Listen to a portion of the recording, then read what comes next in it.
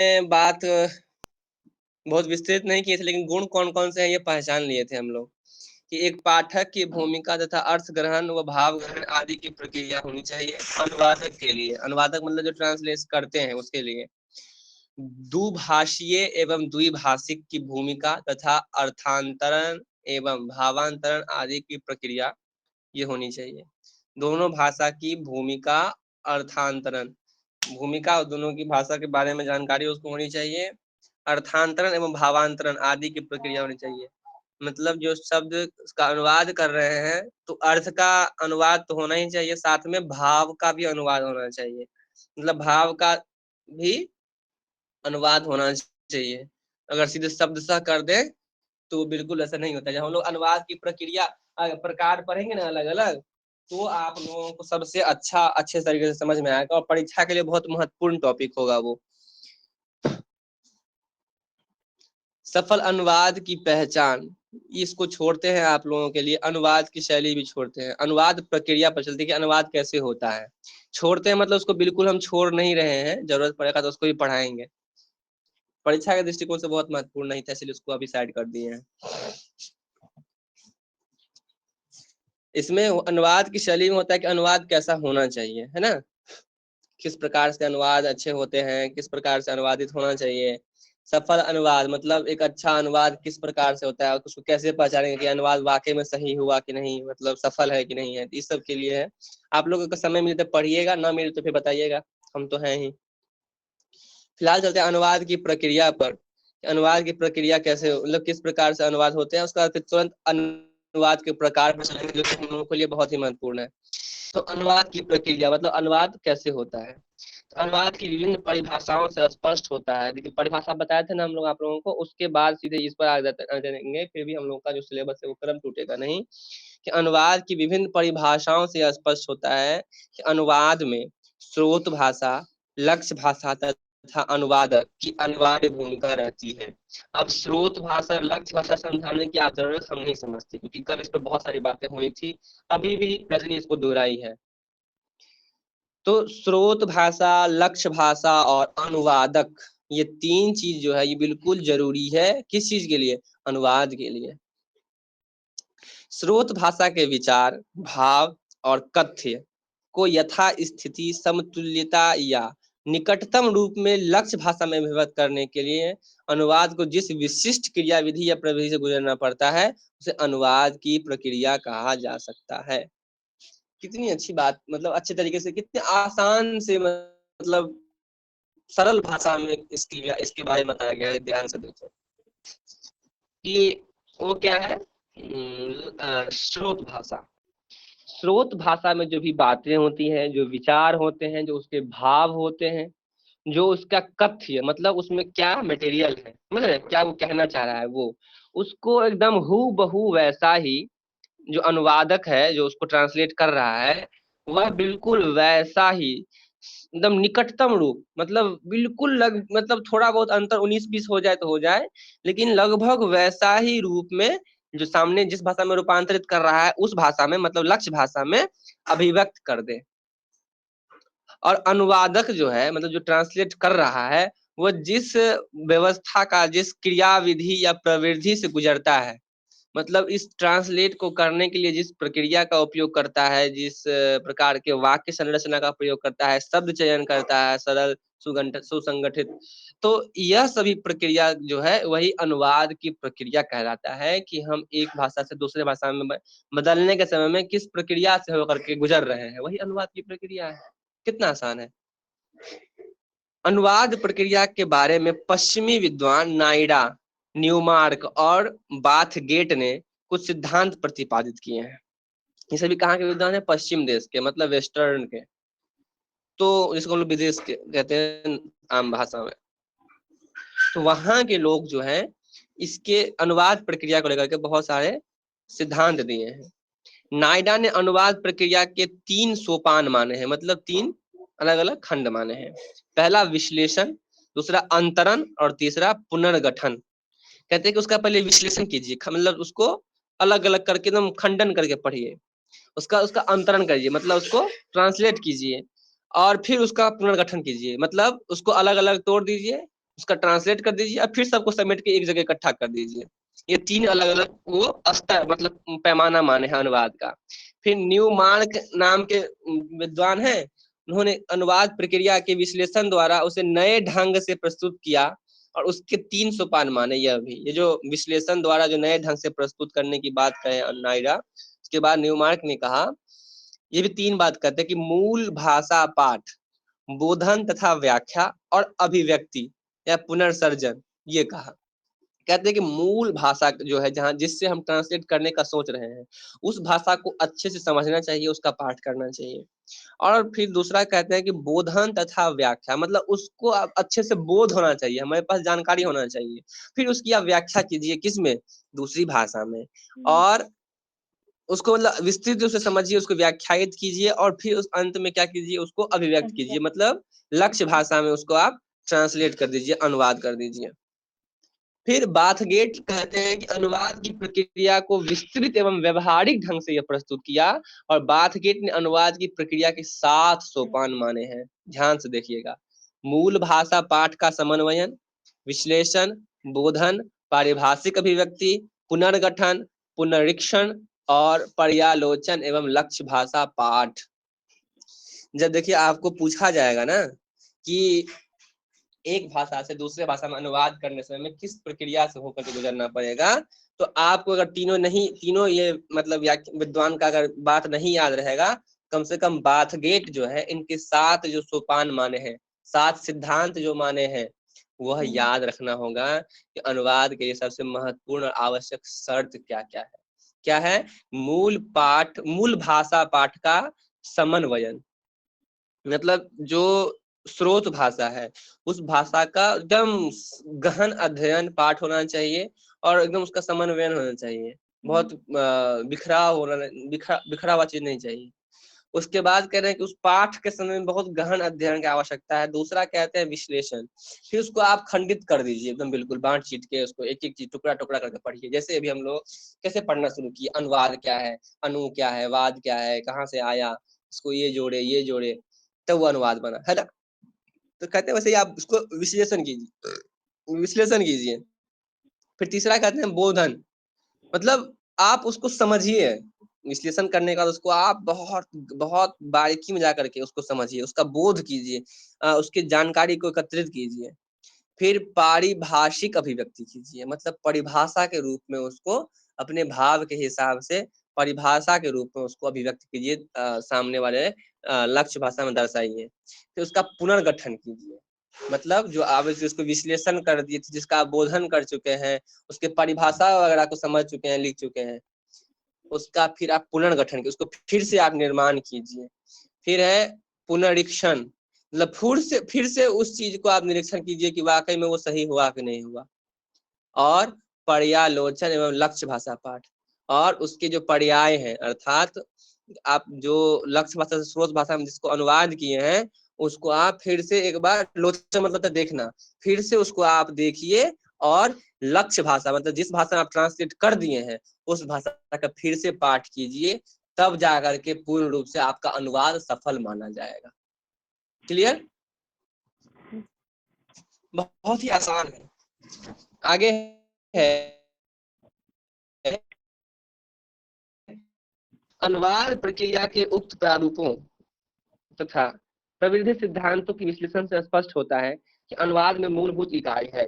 कौन कौन सी इकाई है अनुवाद में? वो देखिए, मूल पाठ अध्ययन जो कहते हैं, फैक्ट जो मूल अध्ययन है वो, उसी को मतलब ये जो अभी हम बताए हैं आपको वही इसमें लिखा हुआ है। इसको हम बहुत विस्तृत चर्चा नहीं करेंगे, इस पैराग्राफ को छोड़ते हैं, क्योंकि अभी जो 7 टॉपिक के बारे में आपको बताए हैं उसी का इसमें एक्सप्लेनेशन है, तो आप लोग इसको खुद से एक बार पढ़िएगा। अगर आप पैराग्राफ में जो कहा गया है, इस प्रकार अनुवाद प्रक्रिया जो है अनेक सोपानों से गुजरते हुए संपन्न होती है। 7 सोपान देख लिए, तो अनेक सोपानों से होते हुए जो है सो अनुवाद एक संपन्न रूप में मानी जाती है। स्पष्ट होता है कि अनुवाद का जो स्रोत भाषा है, जहां से हम लोग भाषा लेते हैं, उसमें जो व्यक्त विचार, भाव, संकल्पनाओं, रचनाओं तथा विषयगत बारीकियों को यथास्थिति समतुल्यता अथवा निकटतमता के धरातल पर लक्ष्य भाषा में अभिव्यक्त करने की महत्वपूर्ण प्रक्रिया माना जा सकता है। यह वह संरचना है जो अनुवादित होकर लक्ष्य भाषा के पाठ में पुनर्सर्जित होकर अभिभूत हो जाए। अब देखियो यहाँ जो तुमको हम बताए हैं इसके जो पहले पैराग्राफ में वही बात को फिर से यहाँ पर अंतिम पैराग्राफ में लिख दिया गया है। देखो उत्तर लिखने के लिए भी यही करना होता है आप लोगों को परीक्षा के दृष्टिकोण से, कि आप जैसे कविताओं की व्याख्या में भी देखिए कि प्रसंग से बहुत बात मिलता जुलता विशेष में लोग लिखते हैं कविता की व्याख्या के समय में। वैसा ही यहाँ पर भी क्या है ना कि जहां से शुरुआत कर रहे हैं अनुवाद प्रक्रिया को लेकर के खत्म भी वो वही कर रहे हैं। क्या कर रहे हैं कि अनुवाद प्रक्रिया के अनेक सोपान से हुए गुजरते हैं, उस सोपान के बारे में चर्चा कर दी गई है, 7 सोपान आपको मुख्य रूप से अच्छे से समझाया गया है।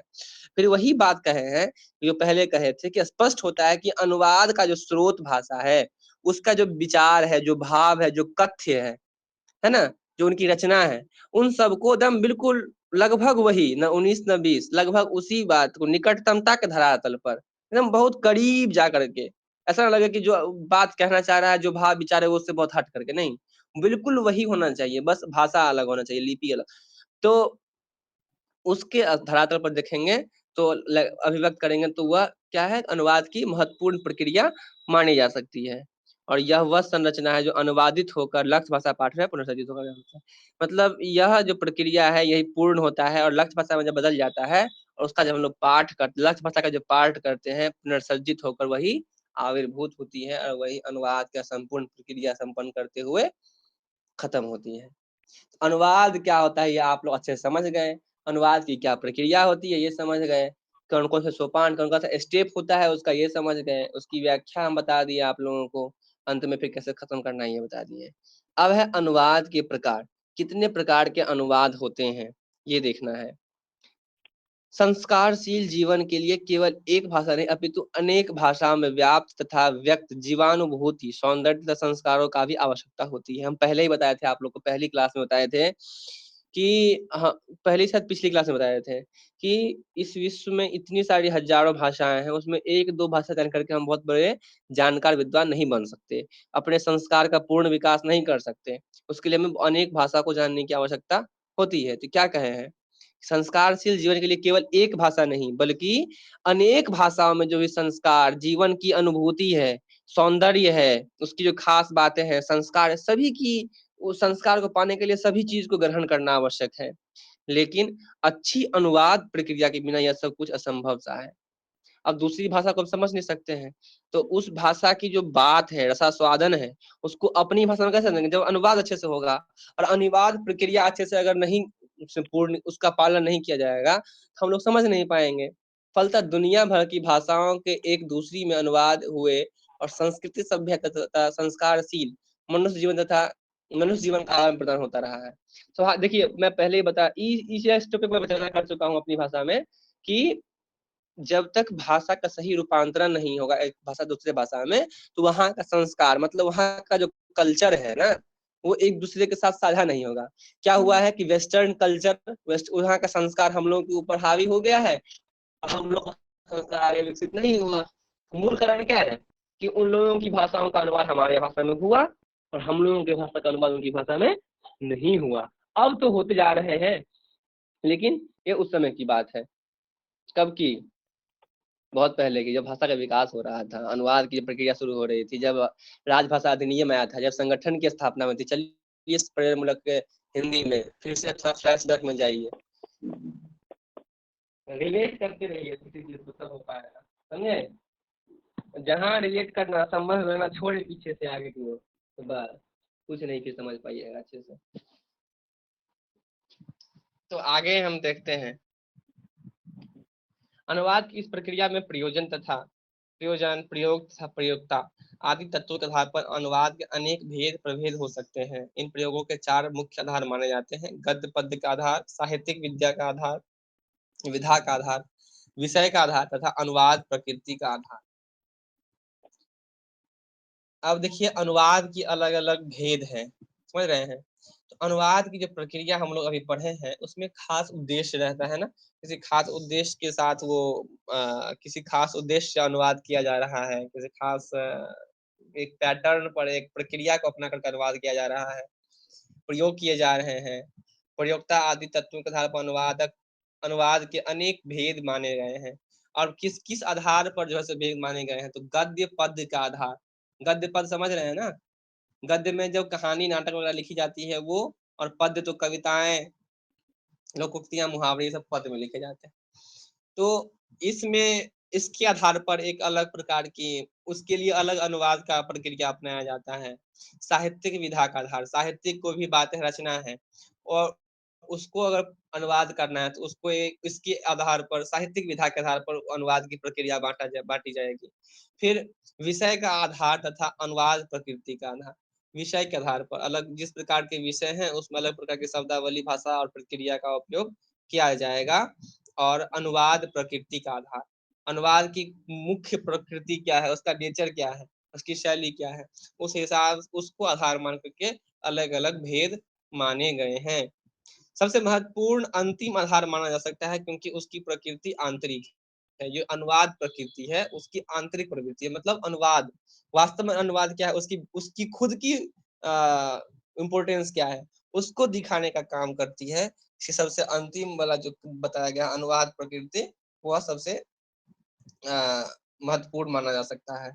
अनुवादक के प्रकारों का संक्षिप्त रूप इस प्रकार से, किस किस प्रकार के अनुवाद है उसको अब इस ये जो मतलब ये क्या है ना कि किसी जो लिखा होगा राइटर, वो अपने हिसाब से ये अपना नोट्स, जैसे हम भी बनाते हैं ना चार्ट, हाँ इसके इतने भेद हैं, ये इससे ये होगा इस अनुवाद से, मतलब तो वो अपने हिसाब से इसे सेट किए हैं, नोट्स बनाए हैं अपने आप को समझने के लिए। इस पर बहुत अधिक दिमाग लगाने की आवश्यकता नहीं है। जब हम लोग खुद से नोट्स बनाएंगे तो वही हम लोगों को समझने के लिए काफी है। तो इसको भी मतलब आप लोग मत देखिए, मतलब भुतला जाइएगा, इधर उधर भ्रमित हो जाइएगा। वैसे कोशिश कीजिएगा तो देखिएगा अनुवाद प्रक्रिया है ना, तो स्रोत भाषा से लक्ष्य भाषा में हम लोग बदलते हैं, तो कैसे बदलते हैं, तो वही प्रक्रिया बताई गई है। अनुवादक का क्या भूमिका, देखिए अनुवादक को नीचे में रखा हुआ है बीच में ना, अनुवादक क्या करता है उसको इसमें से उसमें बदलता है। तो वही प्रक्रिया पूरी बताई गई है जो आपको भी हम भाषा में बताए हैं। तो इस पर उतना दिमाग आप लोग मत लगाइए, कंफ्यूज हो जाइएगा, मैं बताऊंगा तो आप लोग नहीं समझ पाइएगा, इसलिए मत समझिए। आप लोग खुद के हिसाब से नोट्स बनाइए उसको परीक्षा के दृष्टिकोण से, बस इतना ही करिए। अब देखिए अभी 4-5 आधार है, गद्य पद्य का आधार, साहित्यिक विधा का आधार 2, विषय का आधार 3 और अनुवाद प्रकृति का आधार 4 आधार हम लोग को मिला है।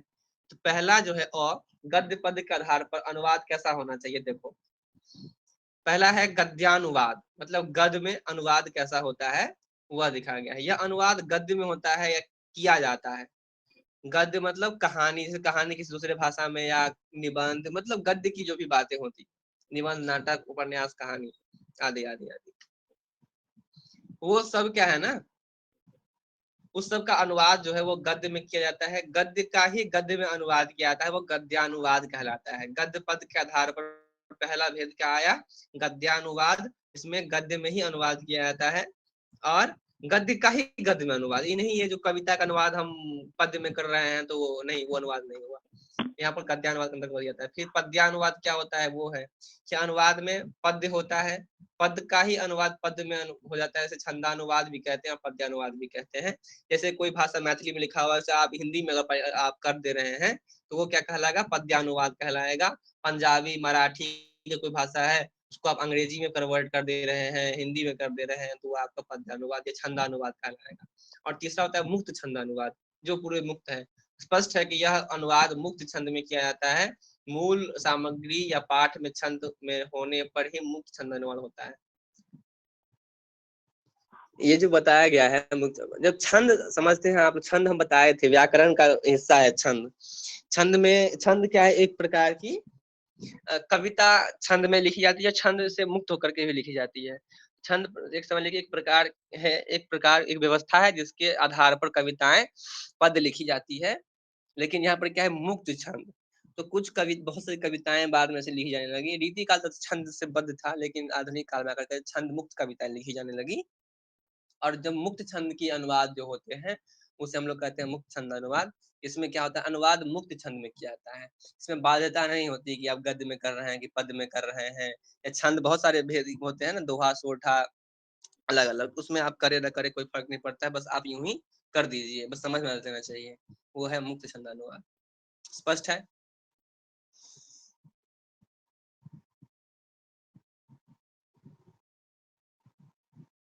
अब है साहित्यिक विधा के आधार पर, साहित्यिक विधा के आधार पर 3 इसका भी किया गया है, काव्यानुवाद, नाटकानुवाद और कथानुवाद। काव्य से समझ रहे होंगे आप, काव्य रचना का अनुवाद काव्य अनुवाद कहलाता है। काव्य रचना कौन सी? काव्य मतलब क्या समझते हैं? कविता नहीं, संपूर्ण साहित्य, ये समझिए आप। संपूर्ण साहित्य को पहले काव्य ही कहा जाता था, लेकिन बाद में काव्य को गद्य के बारे में कहते, मतलब पद्य की भूमिका दे दी गई और बाद में पद कविता से उसे जोड़ दिया गया। लेकिन काव्य मतलब संपूर्ण साहित्य, इसीलिए काव्य शास्त्र को बाद में साहित्य शास्त्र भी कहा जाने लगा। काव्य ही साहित्य है, क्योंकि पहले काव्य ही रचे जाते थे, कवि मतलब गद्य नहीं आए थे, गद्य आगे आधुनिक काल में। तो उसको जब साहित्य कहे तो वो काव्यानुवाद को साहित्यानुवाद भी हम लोग कह सकते हैं।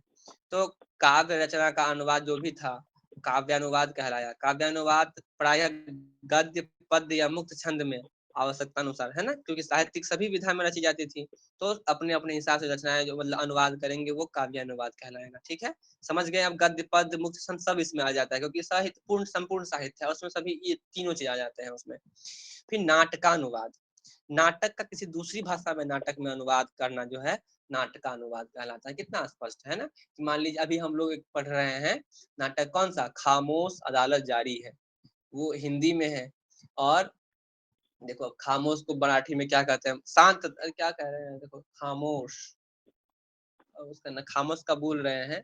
और अदालत जारी है, उसमें कहा है कि कोर्ट चालू आहे, मराठी में है वो नाटक। मूल नाटक विजय तेंदुलकर ने लिखा मराठी में, लेकिन उसको जो है सो बदल करके हिंदी में अनुवाद करके खामोश अदालत जारी है, हम लोग का सिलेबस में लगा, हम लोग पढ़ते हैं नाटक, तो नाटकानुवाद है। और उस नाटक का जो भी भाव है, जो भी शिल्प है, उस दृष्टिकोण से वो बहुत सफल अनुवाद माना गया, इसलिए हम लोग पढ़ते हैं। उसका अनुवाद 2 प्रकाशन ने छापा है, राजकमल और वाणी प्रकाशन, दोनों ने छापा है। लेकिन हम लोग अभी एक ही पढ़ते हैं, दूसरा वाला उतना महत्व अच्छे से अनुवाद की कसौटी पर नहीं खरा उतरा है, और एक जो है सो बहुत अच्छे से उतरा है। तो सर हमारे बोले कि ये अनुवाद अच्छा नहीं है, ये अनुवाद अच्छा है, इसको पढ़ो। क्यों?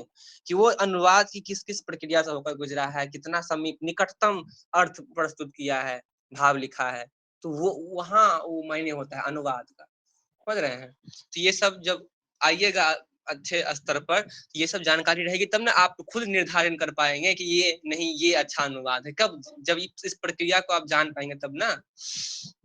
तो ठीक है। तीसरा है कथानुवाद। किसी कथा साहित्य अर्थात उपन्यास अथवा कहानी का अन्य कथा साहित्य में जो अनुवाद कर दिया जाए उसे कथानुवाद कहते हैं। कथा मतलब स्टोरी, स्टोरी छोटा भी होता है बड़ा भी होता है। तो बस आकार के दृष्टिकोण से नहीं कर सकते हैं, अन्य अन्य प्रवृत्तियां होती है कहानी और उपन्यास के, उसको एक अलग टॉपिक है। लेकिन कहानी, उपन्यास या यात्रा वृतांत, संस्मरण, डायरी जो भी है, उसका अगर हम लोग रूपांतरण किसी दूसरी भाषा में कर देते हैं तो वो कथानुवाद कहलाता है। फिर तीसरा है विषय के आधार पर। विषय के आधार पर 9 अनुवाद के भेद बता दिए गए हैं। ठीक है, और बस भेद बताए हैं, इसको डिफाइन नहीं किया गया है। पत्रकारिता अनुवाद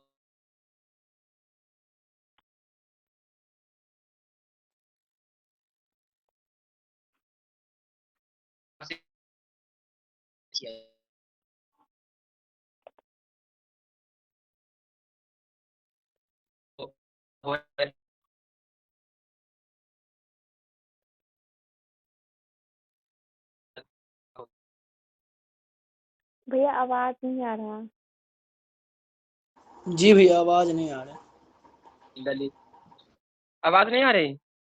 नहीं भैया, आप ये आवाज विषय के आधार पर वाला का आवाज नहीं आया, बिल्कुल नहीं।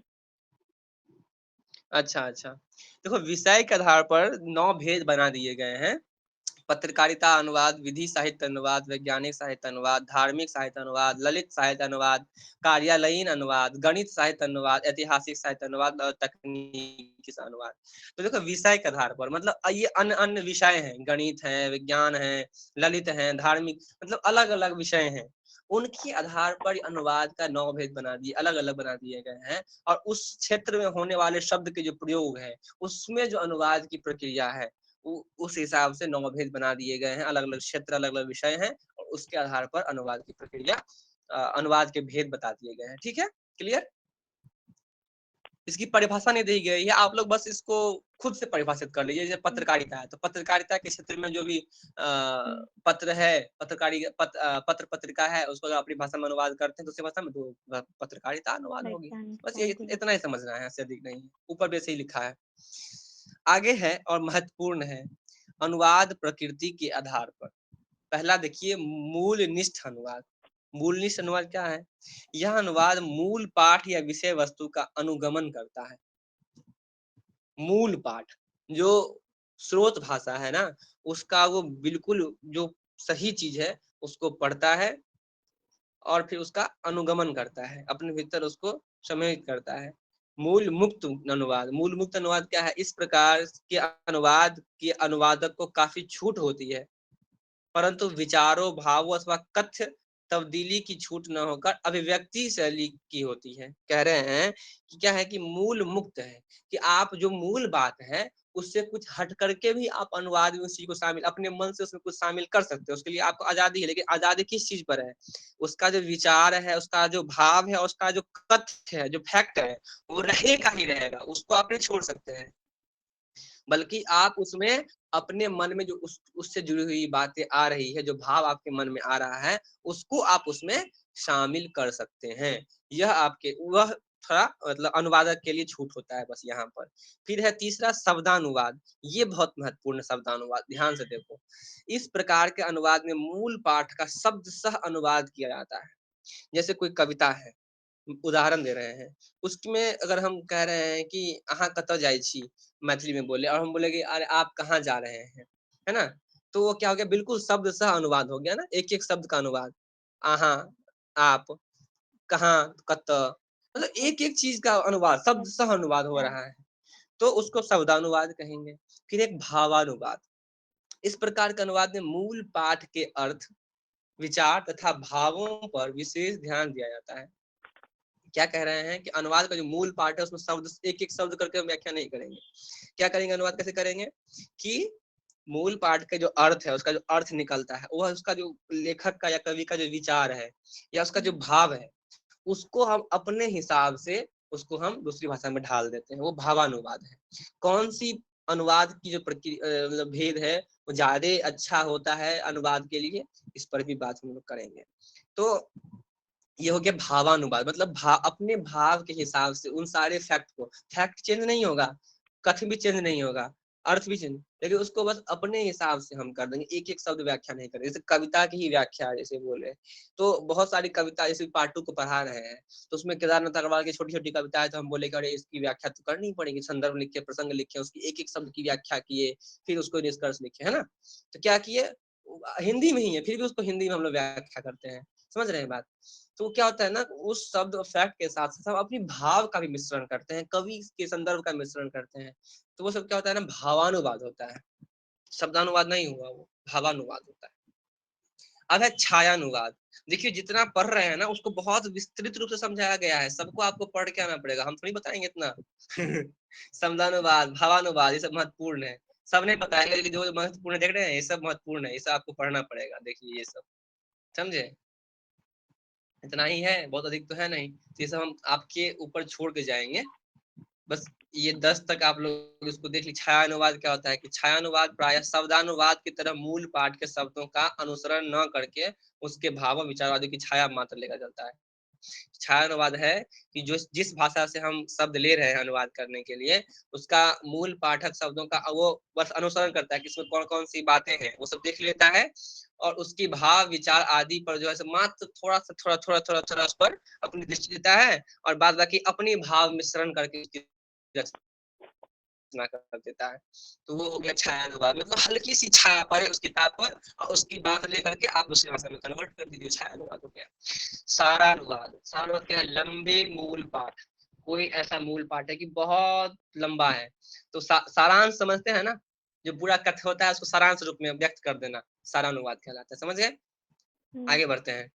संक्षिप्त रूप में प्रस्तुत कर दिए, वो सारानुवाद हो गया। व्याख्यानुवाद। मूल पाठ का व्याख्या के साथ जो अनुवाद किया जाता है वो व्याख्यानुवाद है। कितना आसान है ना, व्याख्या के साथ। अभी बता रहे थे तुरंत, वही चीज है। आदर्श अनुवाद क्या है? इसे स्वाभाविक अनुवाद भी कहा जाता है। आदर्श अनुवाद क्या है? स्वाभाविक, मतलब आदर्श शब्द का ही समझिए कि मतलब एकदम पक्का रहेगा कि जो अनुवाद की प्रक्रिया है उसके साथ जो हम अनुवाद करें वही अनुवाद आदर्श अनुवाद है। मूल पाठ के भावों, कथ्यों, विचारों का यथास्थिति जो अनुवाद प्रस्तुत करता है, एकदम जो फैक्ट के साथ, एक भी इधर उधर मिसिया एक इंच इधर उधर नहीं हो, एक शब्द इधर उधर नहीं हो, एकदम बिल्कुल वैसा अनुवाद की प्रक्रिया के सवाल, वो आदर्श अनुवाद है। फिर रूपांतरण क्या है?